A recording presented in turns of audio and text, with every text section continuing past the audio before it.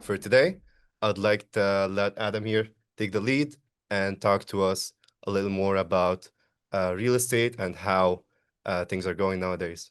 Thank you, Mo. So good afternoon, everyone. My name is Adham Barakat, but I go by Adam Blue in the field. And I'm the head of growth here at Nedialo.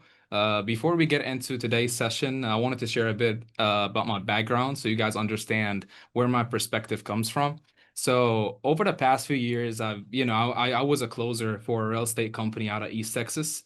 I closed over $1 million in assignment fees in just around 27 months of work doing part-time. So it was averaging about 5 to 6 hours a day. My focus has always been on tailoring the right solution to the seller, with whether that's a cash offer, novations, with creative finance, or sub-2 deal. So yeah, I've managed the entire acquisition cycle end to end. That's including like lead qualification, property analysis, negotiating with the sellers, getting the contract signed, and then assigning those deals to other investors. Along the way, I developed a specialty in structuring non-traditional deals that maximize profit and keep the deals consistent, even in tough markets. But the topic of the day and is really what made the difference for me, right? We've been working with different type of leads, so we were not just depending on cold calling. We were, the company I was working with before Nedialo. We've been doing like PPC, bandit signs. We used to do direct mails as well as cold calling as well. So, what made the difference for me wasn't just the hustle, it was the process. And I learned early that if you want to scale, beyond being a one-man show, you need the right people in the right seats. That means, callers to generate conversations, closer to sign the deals, and something that most people skip. And I've noticed a lot of investors don't even know what it is, which is a lead manager. A lead manager is going to connect it to. I'm happy that we have lead managers here on the phone with us. So that's where what we're going to talk about for today, the lead manager role, what it actually looks like, how it can completely transform your pipeline performs, even though you're having the same amount of leads with the same guys, just a different process. Man, nice to meet you. Nice to meet you too, Adam. I appreciate that. You guys actually just made a post here in the DealMachine group not too long ago. Are you familiar with that post? Because Kareem made it just in the last 24 hours. Yeah, that's right.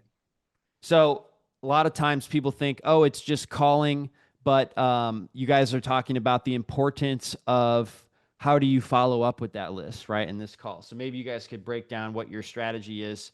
Are you calling the same person 5 times in a row, or are you calling them once and then bringing it back, 2 to 3 weeks? Mm-hmm. How do you Mm. guys handle that schedule of following up? Mm-hmm. Yeah.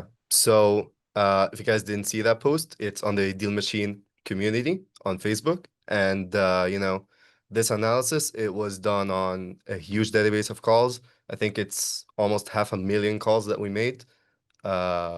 So what we found was that I believe around the 11th or the 8th dial on the same number, you've pretty much reached over 90% of the potential of that number.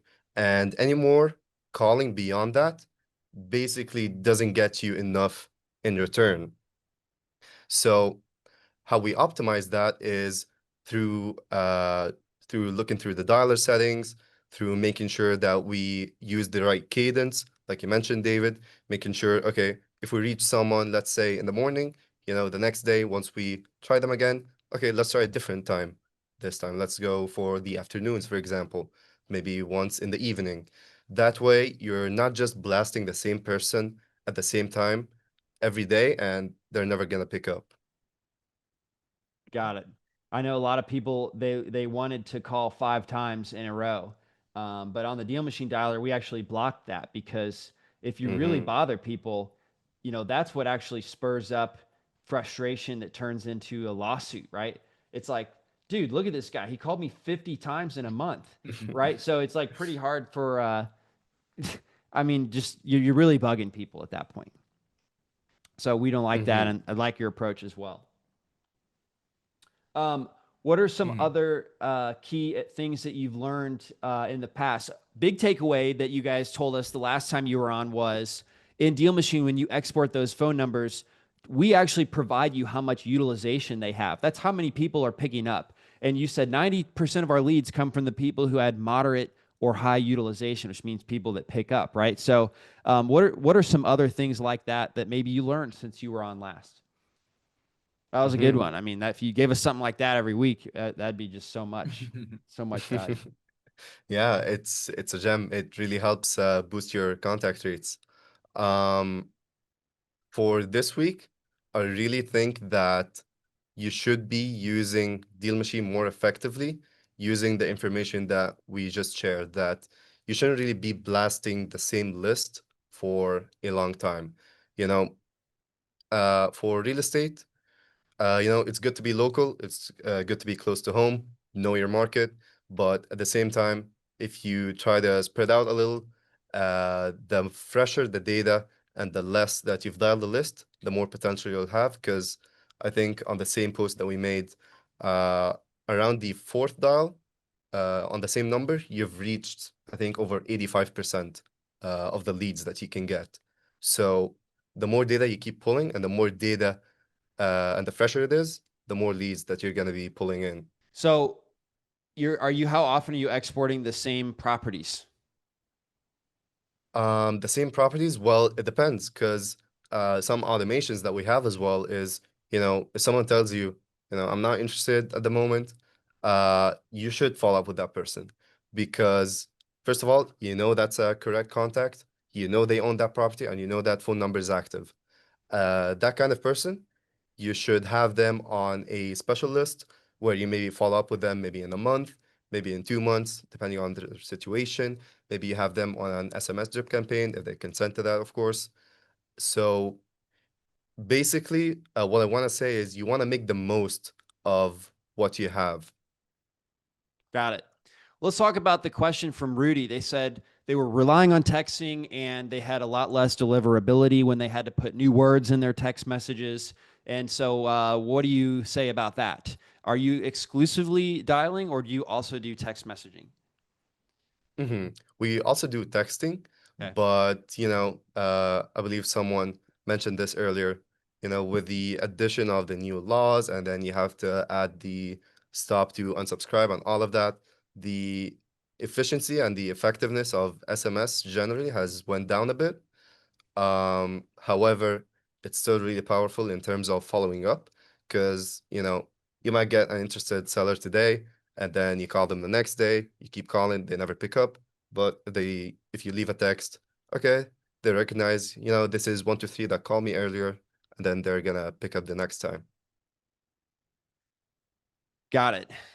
So, what new laws specifically are you talking about? Because texting's always been governed by the TCPA. You always need to leave an opt out mechanism. So, as far as I know, that's not really a new law, right? So from, even when I was working in acquisition, so right now, for instance, you can't say cash offer in a text message, right? It will automatically be declined by your carrier. You Right, but can't that's not a say, law. That is just their spam filtering, the same way that yeah, Gmail filters stuff in your spam folder. yeah. But that's basically what, we meant by texting. I think with the right opening, with the right way of sending that opening as a first text message, you might get that response, and from there, it would be good to go. But right now, I mean, with the amount of sales reluctancy that people have out there, the first thing you do when they see a text coming in from a company, they'll just say, they will just respond with stop, right? Except if they're really interested in selling that piece of property, except if they're truly motivated to do it from the inside. Got it. So, is there a specific platform that you guys found have been working more? I've noticed that less people have been using launch control, more people have been using smarter contact, actually, just anecdotally from talking with people Mm-hmm. on the texting platforms. And Rudy, feel free to jump in if you feel Well, like I was we're gonna missing. Yeah. piggyback on that. The difference now is we use smarter contact because of launch control being such a big issue. I still think that we have to send about like I think they said like 500 to 1,000 a week that have the opt out message, and we usually end up putting like all the numbers that might not be as great like as the fresh ones, like an older list perhaps, or we shuffle it around so that they don't get like the, you know how you have like 10 numbers for one lead. We use like the 10th number to send out those opt-out messages in Smarter Contact. But yeah, back to the words and that you can't use, and I don't know if it's a law or not, but um, Smarter Contact helped us not have to include the opt-out. The word, the spam filtering still happens, but it's not as like strict as launch control was. Got it. Have you guys, Rudy, are you kind of wanting to tune up your texting, or are you wanting to start cold calling basically as a way to combat maybe the filtering that you're experiencing? No, cold calling for sure. Both, to be Yeah. honest, both. Cool. Um, we're also doing cold calling, but it's not is not producing as much as we thought it would. And that's kind of why I'm curious to hear more about like how Robert said he's doing 100 or more a year. It's like just by cold calling. I'm very curious how he does that. All right. When you say it's not producing, do you think that it's a data issue? Do you think it's a deliverability issue, or just people aren't interested? Uh, I'm not sure. I've noticed from like going through our records that there were a lot more voicemails, and I don't know if that's because of like something we changed, where we're getting a lot more voicemails. We've changed the script on how they interact with them because I trained them so much to be like me that I think we were getting lost in the intro about like saying too much of like, I'm sorry to bother you. My name is so and so, and I would just want to see if you're still interested or if you're curious about selling your property. So that Yep. length of intro was too long, so we Yes. just shortened it up, and it's still not producing as like I'm still getting the same amount of numbers of not interested. And I thought maybe if I lowered the qualification, I would see a bigger increase, and it's not. It's not like that. So I don't know if it's on my end, on my cold callers, or on Got it. Well, Mo, let's help break it down. Let's help dive into this, see if we can solve it. Mm-hmm. Yeah, I think Adam here can give a much better answer than I can on this. Go ahead. So, when it comes to interest, I mean, if you call somebody out of the blue and ask him to buy his house, and I know that because, there were some of like old leads that you have to follow up with, you have to convert them into deals eventually. I mean, most people are gonna say no at the beginning, and I think it's more about it's more about those people. I mean, put yourself in their place. Myself, I'm getting like 50 marketing calls a day, right? Just because my number is out there online. So, you just gotta be neutral, right? You just gotta sound neutral. You just gotta, one of the things that I personally use is one of my sales mentors always told me to, open the introduction being a calm and confused old man. you know. So I think it's more about the opening, right? With the right opening, you can get people to you can kind of get to disarm them a little bit at the beginning of the call, and then from there, figure out if they're actually interested in selling the property. I think it's more about sales. Got it. Do you have an exact script for your opening that you could share? Yeah, I think what I would personally go with is most of the time, especially with old leads, I go in and when I'm following up with them, I always go in, hey, John, I was just wondering if you can help me out with something real quick. I'm sorry, this is just gonna take like 30 seconds of your time, right? And then they go in, sure. Well, how can I help you? I always tell them, well, I just came in here. I noticed you've been in that system for like 2 years. I mean, they said you wanted to sell that property before. Just help me out filter the properties I got in my system. Is that something that you're still thinking about? Shall we go ahead and have a conversation about that, or you're still not interested in selling the house? Right. This is one thing that I do, and it kind of gets them the idea, hey, I'm not here to buy your property. I'm just trying to filter properties in my system. So it gets them to connect more and communicate more with you. Right. Their sales guard is not just like before. Instead of me calling them and asking them if they're interested in selling their house or if I have a cash offer to offer them on the place, right? That makes sense. Yeah. Um, I notice you kind of both are saying, hey, is this Mo?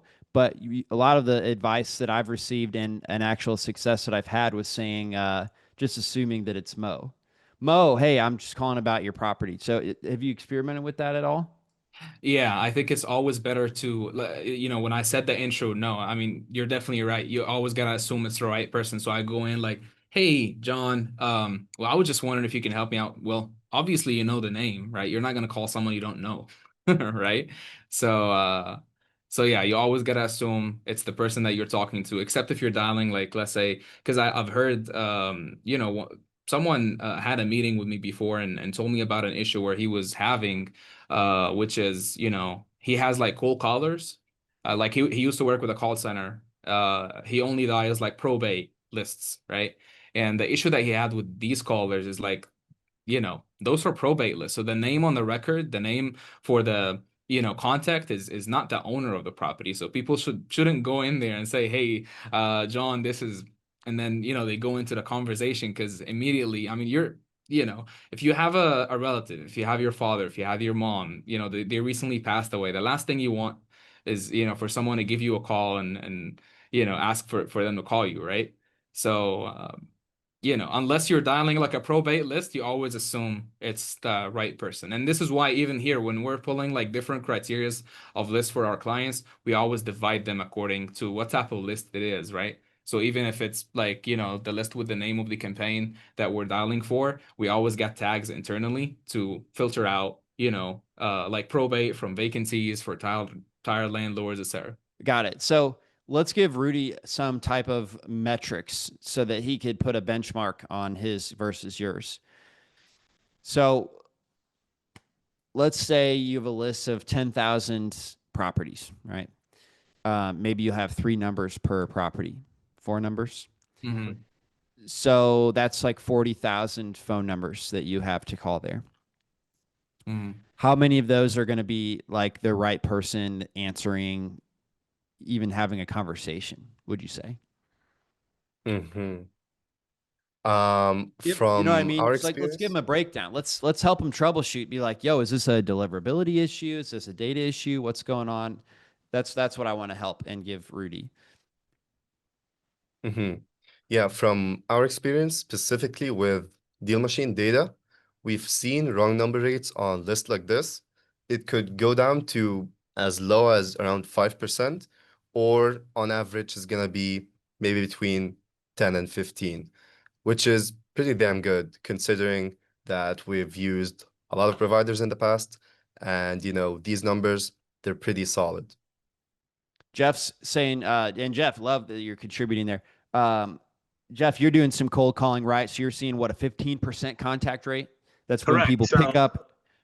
Yeah. yeah, So if I could chime in, the biggest thing when I coach people, I get 95% of my business from cold calling. So the biggest thing I see is people don't set the intention when they call. What's that intention? What do you want to get out of this session of cold calling? Are you just calling to say that you called? Right? And then the second thing I see is people have a time, I'm only going to call for an hour, as opposed to a contact, right? Like I'm going to speak to 25 people today. That's the second thing I see. You're going to get about 15% of the data that on any list that you pull, that's going to be that you're going to talk to the people. So you got to call through that list a couple times. yeah, you're going to end up calling in a time where they're not home, right? So they're Yeah. not going to pick up at all. So they won't count as contact rate. Also, if you're using a multi-line dialer, which you may be, really anyone who's calling over 10,000 people a month should use a multi-line dialer. We have a single line in DealMachine, but for most of this group, more of the advanced people, they're exporting the data, putting it in a multi-line. It's the by design, right? It's calling 3 people at once and it's hanging up on 2 every. Sorry, I didn't mean to put down all the fingers, but the middle finger, that was an accident. It's calling 3 people at once and it's hanging up on 2 every time somebody picks up, right? So again, contact rates are going to be lower with the multi-line dialer, but it is going to be more efficient to plow through that much more data. So your reps are always talking to a new person every 30 seconds or so.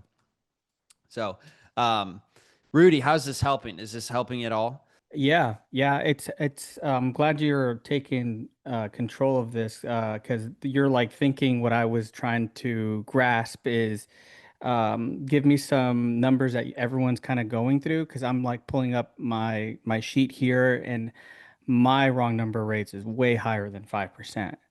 Are you using And DealMachine data, by the way? no. Oh, well, we can help. But That's the I first get, problem.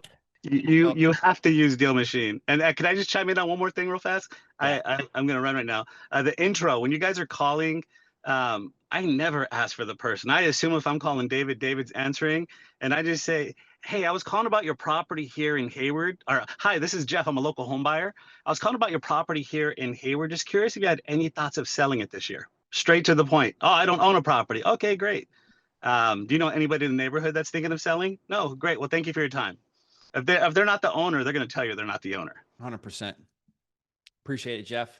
And Rudy, if you'd like, I mean, we'll definitely give you, 1,000, 5,000, whatever you need to test it, right? Just so you could really see how the data changes, maybe your team's performance. I think they'll be getting in touch with the right person more often, and you could just let us know where you want it, any type of filters, right? And we can pull that for you guys. No problem, no cost, just to help out. thank you.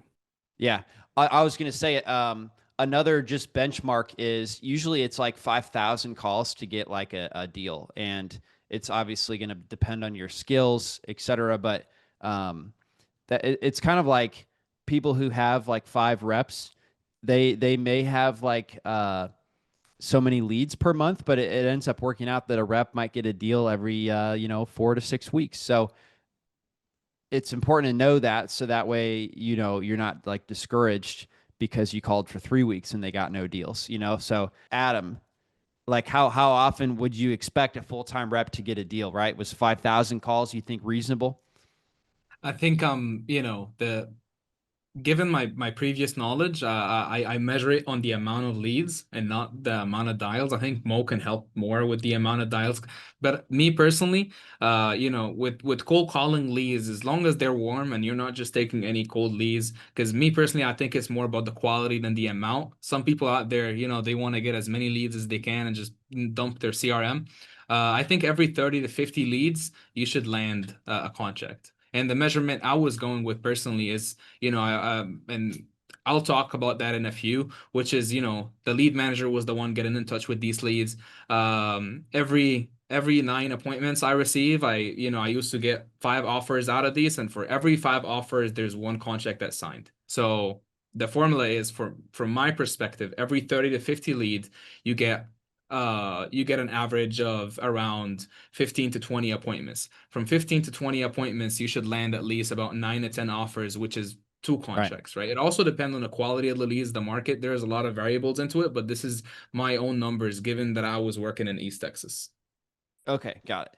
So, and people call leads different things as well. Mhm. What do you Mhm. call a lead? Somebody who just is willing to have a conversation on the phone, and just somebody who just doesn't say no. The way that I used to measure it my own, a lead is someone, who is willing to explore a cash offer, or like he might have that little interest in selling that property. An appointment for me is a lead that's already been pre-qualified by the lead manager. They are ready to sell within the next 30 days. They got an asking price, or if they don't, they really got a deep motivation into it. We have all the details we need about the condition of the property, and from there I make the offer. But a Okay. lead for me is anybody that's willing to even listen what a cash offer would be on their property. I got you. All right. That's super helpful. Let's talk about what lists you're actually pulling. When you're just started and you're a solo entrepreneur, typically the tax delinquent list or your driving for dollars rundown property list. I mean, we even have filters now that just have the building condition. Those are all great. But when you start having maybe 2 reps or 3 reps because you're trying to do 10, 20 deals, um, you have to broaden your list quite a bit, right? So what do you end up doing there? Do you just end up calling all the absentee owned properties in the area that meet the certain buy box, or what exactly do you recommend as you scale up from Mm. just one person who's making their own calls?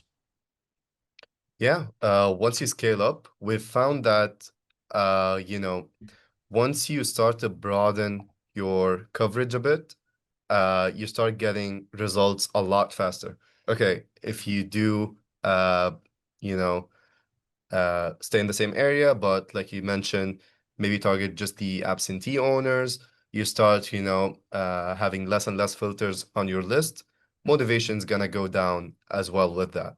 So what we'd recommend is, if you got your first deal, okay, you've got some cash flow coming in, okay, it's time to scale. Let's broaden the coverage a bit. Let's have some more lists pulled in.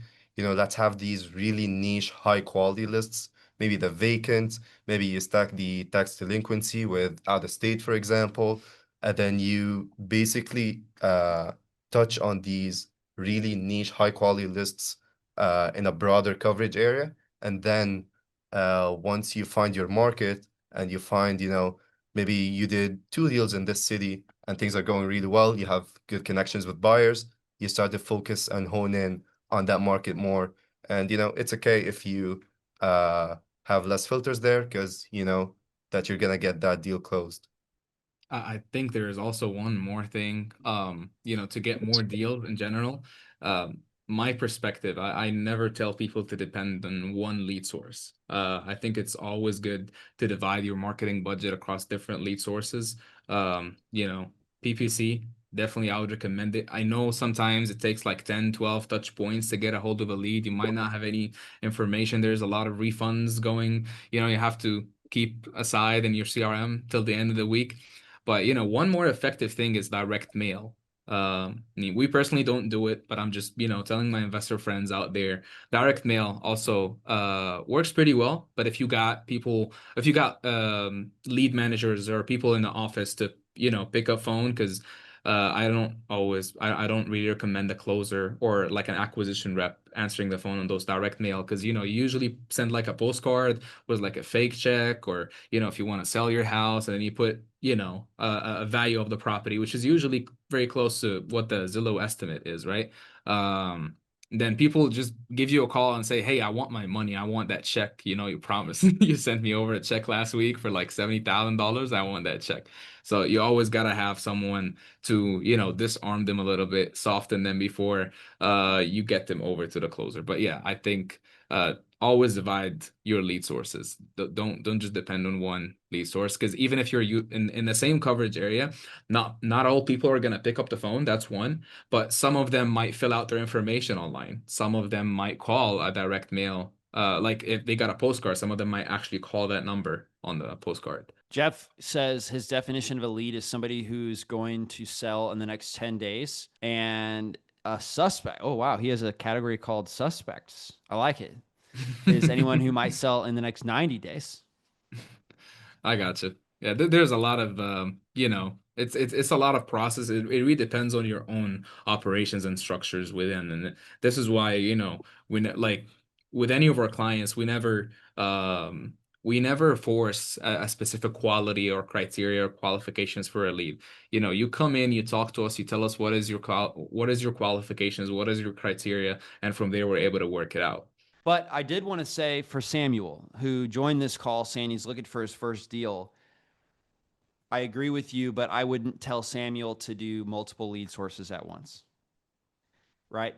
Most of this people on this call are more advanced, but for a beginner, I've just seen that they'll try everything, see what they could throw at the wall and see what sticks, but then nothing sticks because it takes time to dial in a certain lead source, right? So you want to be spending your limited time and resources dialing in one thing, right? And not add a second lead source until that one thing is, really dialed in. So, let me know if you agree or disagree, Adam, but that would be my asterisk next to that.